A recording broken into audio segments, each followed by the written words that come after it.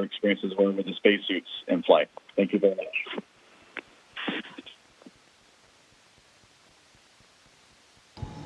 I think the question was about the difference with staging between the space shuttle and the Dragon, since we didn't shut down the main engines on the space shuttle like we went through for first stage and second stage. There was a significant difference between the solid rocket boosters on the shuttle and that second stage, and so I think we all definitely felt that separation and heard the clunk associated with it.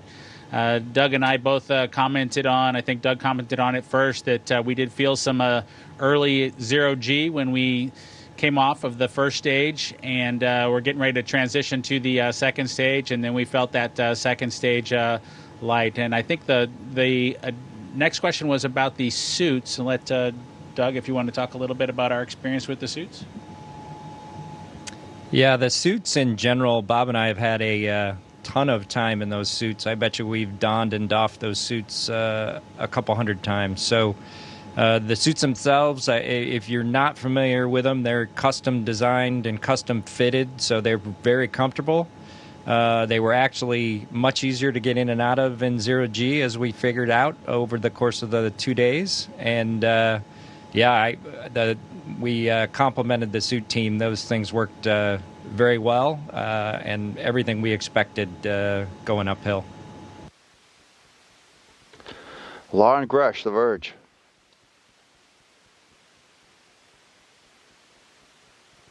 Is there any perhaps feedback for SpaceX and NASA that you have about any potential changes that you would make for the next crews who fly on Crew Dragon?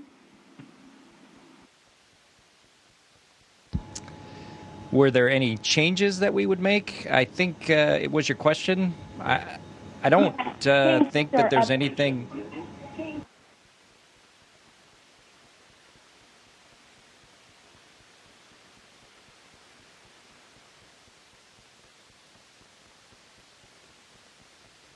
We're not hearing you, Lauren. Let's move on to Roseanne Aragon. Hi, for taking my question, and I'm glad to see you all are well up there. As you know, Houston is the home to manned space flight, and in many ways, the people here who know you personally from Timber Grove, Clear Lake, those who've watched from Nassau Bay, Webster, seen you train and your journey to get where you're at today. Some of them may be like your sons who are younger and may be inspired by the things that you all are doing. What is your message to those who are watching from Houston, from all of these areas in Space City? What's your message to them?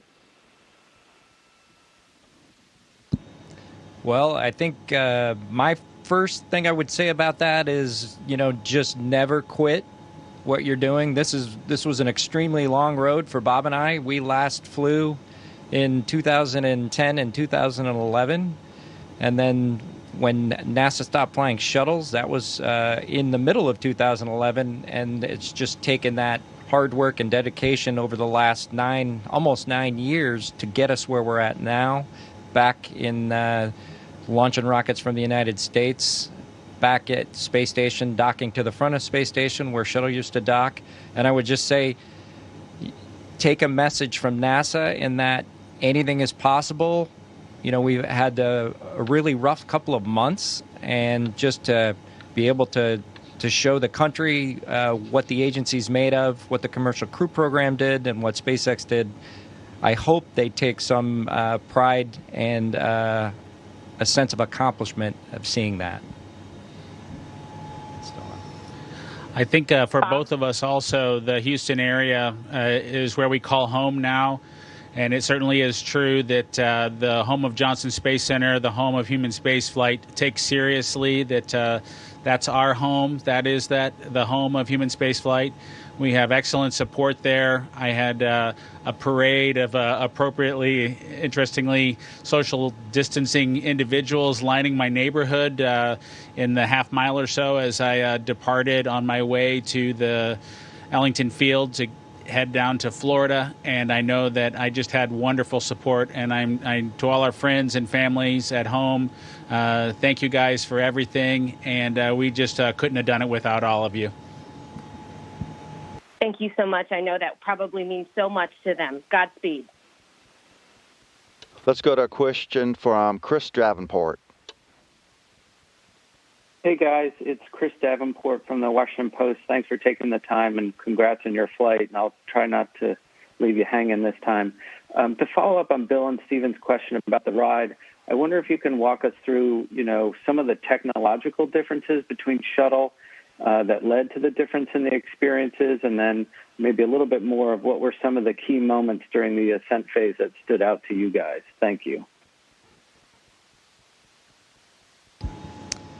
Hey, Chris, good to talk with you. I think just generically, the Falcon 9 is a liquid-fueled rocket.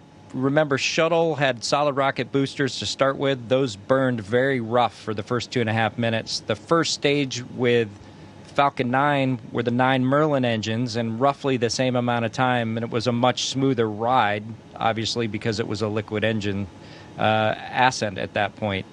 Where the differences started for, I think, both Bob and I, and we commented on it at the moment, was at staging, and it was very similar to what you saw in the Apollo 13 movie, where they staged from first to second stage. So the first stage engine shut off, and then it takes a second, almost a second, might have been less than that, but it seemed like it took some time between the booster separating and then the Merlin vacuum engine starting. And so at that point, we go from roughly 3 Gs to 0 Gs for, I don't know, half a second probably. And then when that Merlin vacuum engine fires, then we start accelerating again for the next 5-6 minutes until we achieve orbit. So totally different than shuttle. It was smooth. It got a little rougher, as Bob had mentioned before, with the Merlin vacuum engine, and it'll be interesting to talk to the SpaceX folks to find out why it was a little bit rougher ride on second stage than it was for shuttle on those 3 main engines. All right, let's try Marcia Dunn from the Associated Press.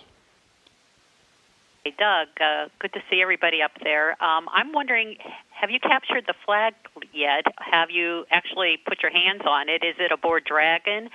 And what are your thoughts about laying claim to that flag, since you are one of the ones who put it there 9 long years ago? Thanks a lot.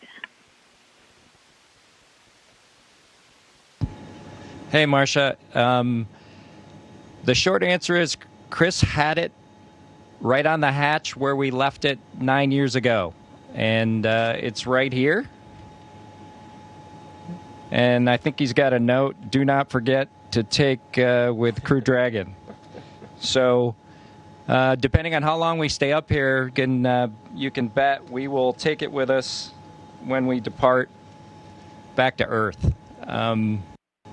From that standpoint, I think, we have talked about this flag before many times over the last 9 years since we left it here on STS-135. And I think the important point is, as I said before, just returning launch capability to the United States to and from the International Space Station. And that's what this flag really means. And I think a little bit more, it's to the thousands of people that made it possible, from the folks at SpaceX to the folks at NASA to the folks within the Commercial Crew Program. And we just are lucky enough to be able to take it home with us, and that'll be our plan here in a month or 2 or 3 or 4, depending on what, as Bob says, what Uncle Kirk lets us do. Let's go to a question from Mark Carreau, Aviation Week. Mark Carreau, Aviation Week. My question's for Chris Cassidy. From your perspective, what skills in ISS training do Doug and Bob bring to the ISS mix, especially now, and how will those help to ramp up operations internally and perhaps externally in the coming weeks? Well, experience goes a long way, and both these guys, this is their 3rd flight, and so it really doesn't matter, in my opinion, shuttle flight experience or station flight experience. It's all has to do with working in space, working efficiently, understanding the the system and the methodology with which we work back and forth and hand in hand with mission control. And once you understand that and grasp all those concepts, the work part is, I don't want to say easy, but it just kind of happens together. And we've already seen that. Today is day one, and they're hitting the ground running, unloading the vehicle, and we've got HTV right at our feet, and we'll be working in there in very short order, probably after we hang up from this conversation. Together, the three of us will be tackling the overall mission of the space station, which is conducting science, enabling that science with maintaining the space station, and then there's some operational objectives sprinkled in the mix. At some point, we'll get a plan for potential spacewalks, and we'll execute all that. We don't just sit up here at dinner and decide when all those activities are going to be done. The prioritization is done in Houston, and then we execute the plan. So the three of us are pretty excited to get after it together. Joy Roulette with Reuters. Hey, thanks for doing this. I was wondering, so since you guys made it to the space station, how does it feel, I guess, not knowing how long you guys are going to stay there for? Does it feel weird? And I was also wondering if any time during the trip to the space station, that if you guys noticed anything unexpected that you didn't experience during training or sims. Thanks.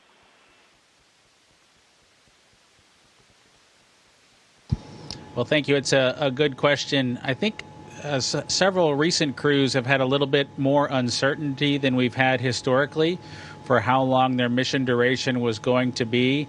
But I guess maybe on the percentage scale, Doug and I have maybe the most uncertainty, because it could be relatively short, or we could potentially double or triple maybe what was originally expected for us just a few short months ago. And so it's a little bit strange. I'm trying to explain it to my son, just 6 years old, and from his perspective, he's just excited that we're going to get a dog when I get home. And so he's accepting that uncertainty and continuing to send messages to me while I'm on orbit.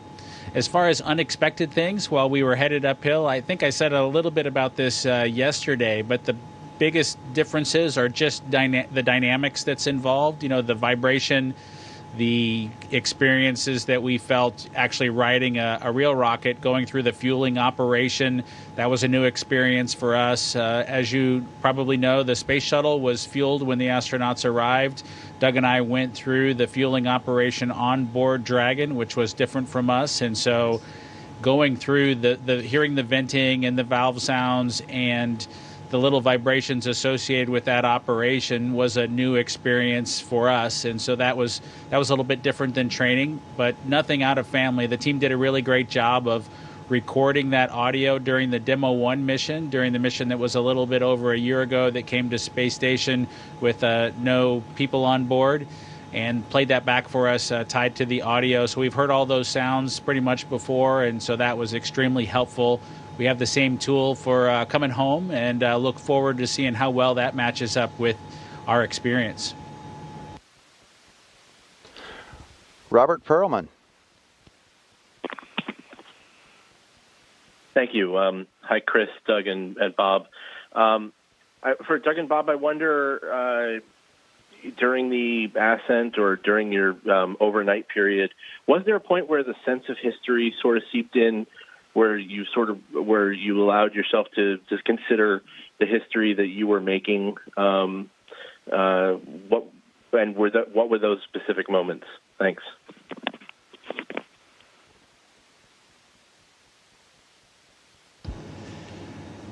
Honestly, Robert, good to talk to you. I don't know if we ever reflected on it over the 19-hour rendezvous. I mean, I think you may have random thoughts going through your head every now and again, but both Bob and I are over the last 5 years been pretty focused on this mission and actually flying this mission, and I think that's really what we put our entire effort mentally and physically into. From the time we walked out of the ONC building until we docked with Space Station, and of course we're still doing it, but it was just focusing on everything we could do to make sure we did what we needed to do to make it a successful ascent, rendezvous, and docking, and then also try to take in all the things that the Falcon 9 and the Dragon showed us. You know, the noises, the maneuvers, any nuances, anything that we can let other folks know to be aware of as they fly that vehicle. And I think, you know, for me anyway, you know, the historical aspect of it is certainly notable, but I think it's something to maybe consider after this mission's complete. You know, we're not even in any way, shape, or form halfway through the mission yet. We've just docked. We still got to do our mission here with Chris, and then undock, depart, and do a reentry, and then a landing, and then a recovery. So plenty of work to do, and you know, we'll probably think a lot more about that when the time comes. Hanukkah Whitering with Space.com. Hey guys, Hanukkah Whitering here. Thanks for taking my question. This is for Bob and Doug. I'm wondering, what were some of the first things that you wanted to see or do after you arrived at the space station? And has it changed much since you were last there, or does it still kind of feel like a second home to you? Thanks.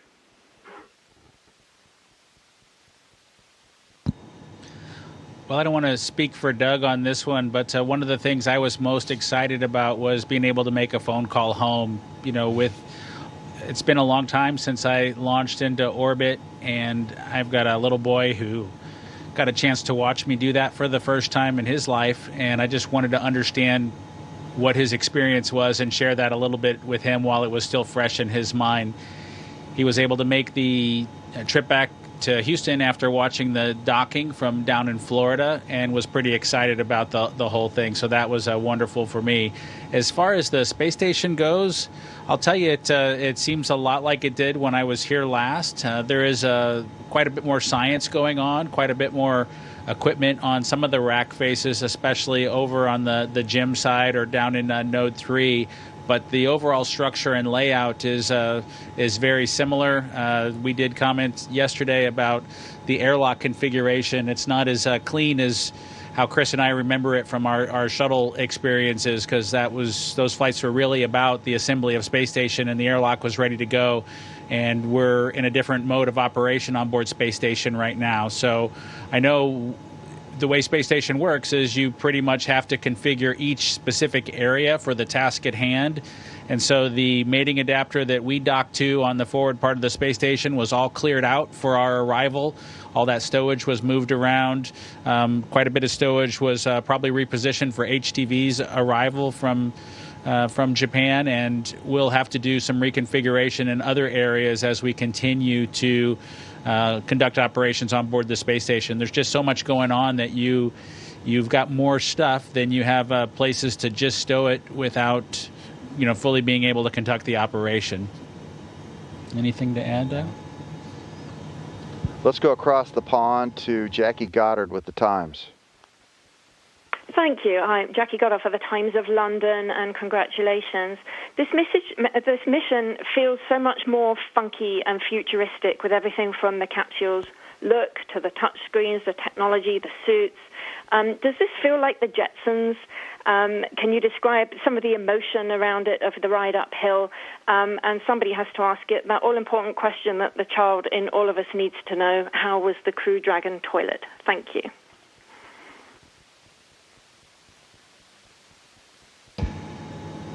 Well, it's good to talk to you. Let me think. From a futuristic standpoint, I think, SpaceX, from the very start of that company, has tried to be very forward-thinking and cutting edge, and it is one of the factors that went into the design of the Crew Dragon and our spacesuits and everything about the vehicle. And, for us as the test pilots, so to speak, we're there to evaluate how it does the mission, and so far it's done just absolutely spectacularly. It's a very clean vehicle. I think most people think it's a really cool-looking vehicle. I know my son thinks so, and it does everything we need it to do for this mission. So we're very happy with that part of it. Let's see, the toilet. I think we had a bet to see when that question was going to be asked about Dragon, and it works very similar to the one we were used to in the space shuttle, and it worked very well. We had no issues with it. All right, next is Peter King. Good morning, Peter King with CBS News Radio, and I know, Bob and Doug, that you were up there to help Chris overcome that shorthanded situation, but it also gives the SpaceX people a chance to evaluate the Dragon's long-term performance during its exposure to the elements while you're up there. What are some of the things they're going to be looking for?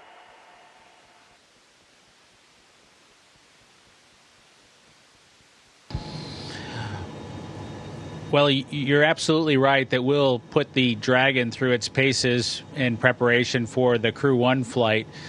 We already spent quite a bit of the day preparing basically Dragon to serve its purpose as a lifeboat or an emergency departure vehicle. So Doug and I spent quite a bit of time getting the equipment prepared so that that vehicle is ready to go and execute that mission. And we probably did a little more as a part of that than other crews will do in the future. We've performed some connections with the computer systems to make sure that we can configure the communication between everything from the Soyuz to the rest of the space station back to Dragon if we needed to do that from inside of our small little vehicle, and we established that that stuff all works. And we'll continue to do small checkouts like that. We'll go through the process of powering down Dragon, taking it to its kind of hibernated state, and then bring it back up here in just a few short days just to make sure that that process goes smoothly. Again, every crew won't need to do that sort of an evaluation, but since it's the first flight, we really are putting her through her paces to make sure that any of the little aspects of the mission that it might be called upon to support, it's ready to do that. And so that's from the hibernated state, that's from a regular departure, or to, serve as another environment for us to go and safe haven in should we need to if there was a problem on board space station. And we'll do all those things before we call her operational, and then really pick up with a primary task focused on helping Chris out on the space station side. Leo Enright with Irish Television. Congratulations, Bob and Doug, and as we say in Ireland, Slán a bhaile, safe home. I have another question about launch and about something that was different this time. Your final call-out before SECO was Shannon, to which Hawthorne replied, Roger, Shannon. Now, obviously, Shannon is in Ireland, and I rather expect that we're going to be hearing this call-out a lot in the years to come. So a lot of people in Ireland are wondering, what was that all about? Well, hello, Ireland. That's a great question. So the ascent trajectory offers us some opportunities if needed, if we have got a failure with the launch vehicle, to abort. And some of those scenarios involve aborting fairly close to Kennedy Space Center, along the east coast of the United States, all the way up towards Newfoundland, even into Canada. And then once our trajectory hits a certain point and we get high enough, we are going to abort forward to the UK and the Ireland area specifically, and we can do that in the later stages of our powered flight before the engine shut down. So that's our call to Mission Control in Hawthorne to let them know that we see that change in the abort destination if that eventuality is needed. Sophie Sanchez, Chicago Now. Hola from Chicago. Doug, as a test pilot, what was it like for you taking control of Endeavour for the first time? And then if you can both share a little bit about the docking procedure, how it compared to the Soyuz docking procedure. Thank you. Flying the Dragon was exactly how we expected it to be, and that was one of the reasons we wanted to do the manual flight test twice. So we did it shortly after we got to orbit on our first day, and then when we were on the final portion of the docking axis, we did it again yesterday. And it's all to prove that that capability works for future crews if need be. most folks are familiar with the fact that Dragon is designed to be totally automated from the time it launches until the time it returns to Earth. But if there's any systems failures or other issues, we would like to know with confidence that if we take over manually, the vehicle will do what we need it to do.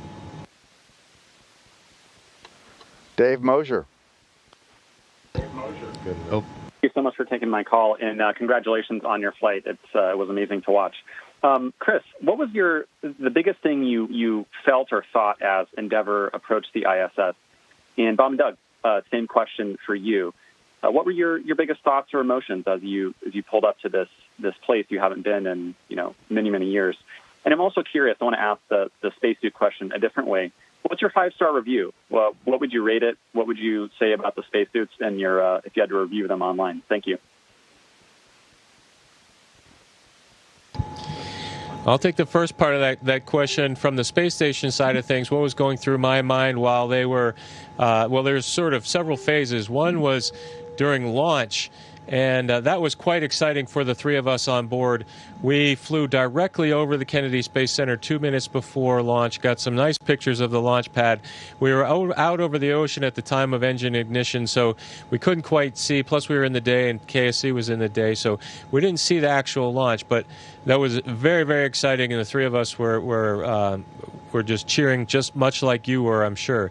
Fast forward to yesterday when we were watching the vehicle do its stair-step maneuver up to our altitude, and Yvonne and I could see, we were looking out the cupola window, we saw it very far away, about 19, 20 kilometers, and then it got brighter and brighter and bigger, and it struck me that that little tiny dot was going to be fixed to a piece of metal that was about 15 meters from where I was standing, so to speak. And then they came up to our same altitude and started coming directly in on the docking axis. And I had the camera out at one particular point, and I cracked open the window to get a picture, and I realized that inside that spacecraft were two of my colleagues and friends, and they're going 17,500 miles an hour, and we're going 17,500 miles an hour, and we are bringing these two vehicles together with a computer and them backing it up, and I could monitor this process on the telemetry.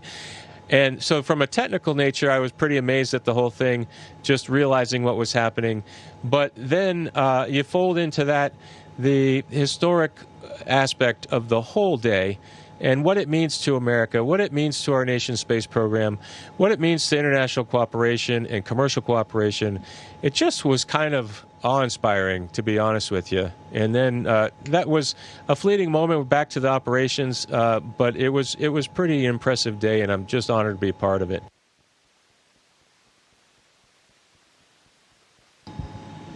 As far as the docking was concerned, Dragon flew pretty similar to Shuttle. It had very similar characteristics. The automation would have did make the same corrections that I think either Bob or I would have as we were coming in. And the thing that really stood out to both of us, and we mentioned it as soon as we docked, is we didn't feel the docking. It was just so smooth, and then we were docked, which in Shuttle you felt a little bit of a jolt, nothing real heavy, but you felt it. And we asked the guys on board station the same question, and they said we didn't feel it either, which is typical, more typical. But anyway, that really, really surprised me. So that either just the velocities or the strength of the docking mechanism really absorbed any inertia as we came into dock, and it was pretty neat that we couldn't feel anything at all on board Endeavour.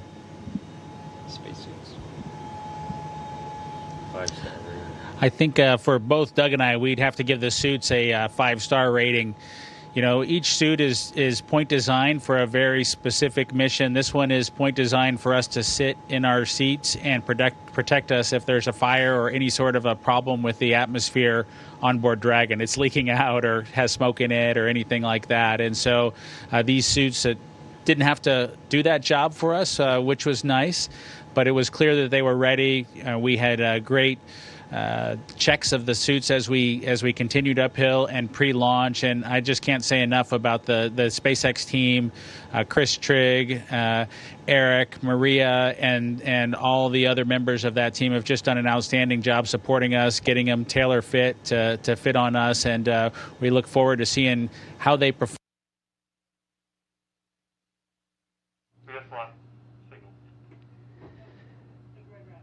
Station, this is Houston ACR. That concludes our event as we count down to 20 continuous years of humans living and working on the International Space Station.